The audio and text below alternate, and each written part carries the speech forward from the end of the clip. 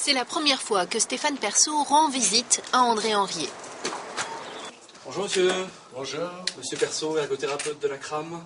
À peine arrivé, le travail commence. Alors, ce que je vais faire, monsieur Henriet, je vais monter un petit peu devant vous. Comme ça, je vous observe un petit peu dans la montée des escaliers, d'accord? André souffre depuis plusieurs années d'une sciatique paralysante du genou gauche. Pour éviter de tomber dans les escaliers, il a sa technique. Donc c'est marche par marche. Et vous commencez par le côté gauche à chaque fois, hein, pour monter. Oui. D'accord.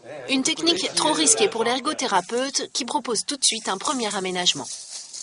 Si vous essayez de serrer votre rampe comme ça, on imagine bien qu'on n'est pas totalement sécurisé. Donc le principe, c'est de lui rajouter une rampe que nous, on va lui fabriquer, et qui est donc de section ronde, fixation murale, et qui va permettre à la main de totalement s'enrouler autour de cette main courante. Donc là, on va sécuriser à nouveau, voilà, et là, il aura vraiment une force pour se tracter correctement et se maintenir correctement. À 77 ans, André est un habitué des chutes. Voilà, c'était dans un supermarché. Oui. Les chariots sont en travers, alors puis mon pied, le pied s'est pris dedans. Il a pris dedans. Puis... D'accord.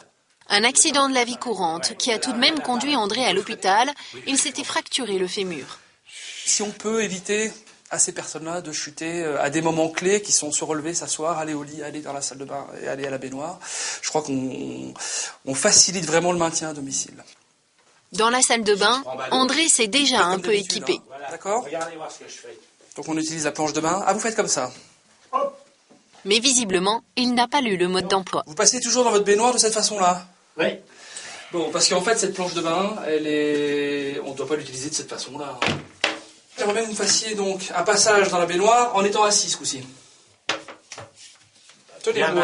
Voilà. Oui. Mettez-vous bien au milieu de la planche et passez. Hop. Voilà, exactement. C'est moins risqué.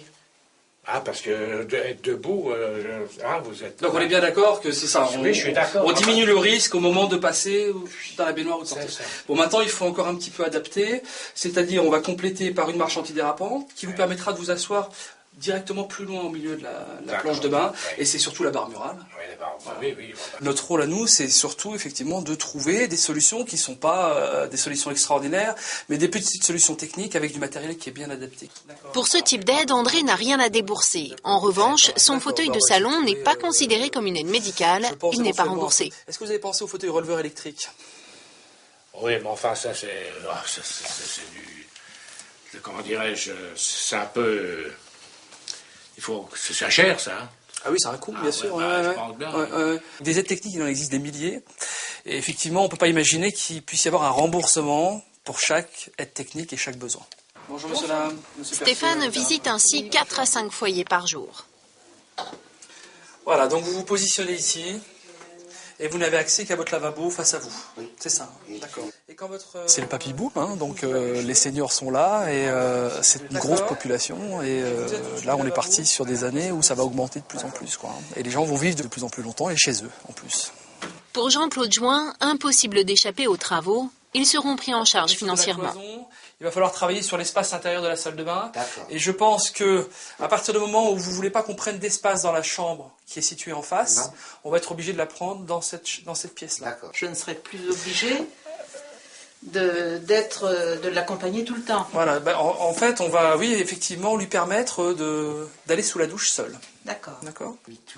Un soulagement pour toute la famille. Grâce à ces aménagements, Jean-Claude retrouvera un peu d'autonomie et sa femme, un peu de liberté.